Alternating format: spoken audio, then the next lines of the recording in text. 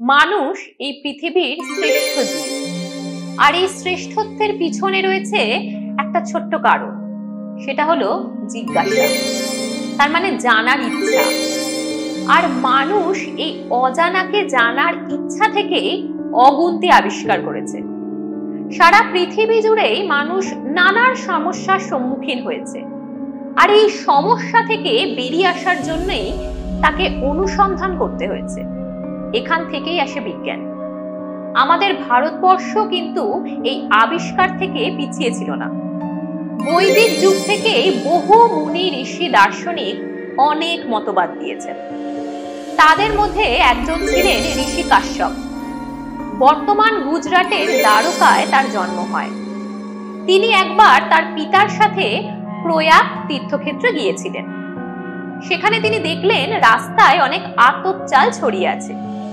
তিনি নিচু হয়ে সেই চাল একটা একটা করে কুড়িয়ে নিতে শুরু করলেন। তার পিতা তাকে এর কারণ জানতে চাইলে তিনি বললেন, এক কণা করে চাল নিয়েই তো খাদ্য ভাণ্ডার তৈরি হয়। আর এভাবেই তার মনে স্থান পেল কণার ধারণা। ঋষি কাশ্যপ পরিচিত হলেন ঋষি কণাদ রূপে। আজ থেকে প্রায় 2500 বছর আগে তিনি বলে গেলেন যে এই জগতের জাগতিক সবকিছু কণার সমষ্টি। এরপর কেটে গেছে বেশ কিছুটা সময়। খ্রিস্টপূর্ব 440 অব্দে গ্রিক দার্শনিক ডেমোক্রিটাস একই কথা বললেন। তিনি বললেন পদার্থ কতগুলো ক্ষুদ্র অবিভাজ্য কণা দ্বারা তৈরি। তিনি এই কণাগুলোর নাম দিলেন অ্যাটমস। গ্রিক ভাষায় এর অর্থ অবিভাজ্য, অর্থাৎ যাকে ভাঙা যায় না। কিন্তু একটাই সমস্যা, তখন এই সমস্ত মতবাদের কোনো প্রমাণ ছিল না, আর তাই অনেকে এই মতবাদের বিরোধিতাও করেছিলেন।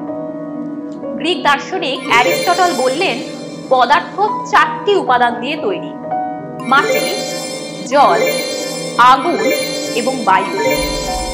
তার কথা দার্শনিকেরাও বিশ্বাস করলেন। তবে পদার্থের উপাদান নিয়ে প্রশ্ন থেকেই গেল, কার মতবাদটা সঠিক? কোনো প্রমাণ ছাড়া তো সেটা বলা মুশকিল। 1803 সালে জন ডাল্টন অক্সিজেন গ্যাস নিয়ে পরীক্ষা করতে গিয়ে সেই প্রশ্নের উত্তর পেলেন। তিনি দেখলেন একটি বিশুদ্ধ পদার্থ একই রকম কতগুলো ছোট ছোট অংশ নিয়ে তৈরি, আর যদি সেটা কোনো মিশ্রণ হয় তবে ওই অংশগুলো তার মধ্যে সমান অনুপাতে মিশে থাকবে। তিনি এইসব অংশগুলোর নাম ধার করলেন ডেমোক্রিটাসের কাছ থেকে। ডাল্টন এই কণাগুলোর নাম দিলেন অ্যাটম, যাকে আমরা চিনলাম পরমাণু হিসাবে। তিনি বললেন সত্যি পরমাণু অবিভাজ্য। শুধু তাই নয়, একই রকম পদার্থের পরমাণুগুলো একই রকম, আর আলাদা পদার্থের পরমাণু আলাদা রকমের হয়।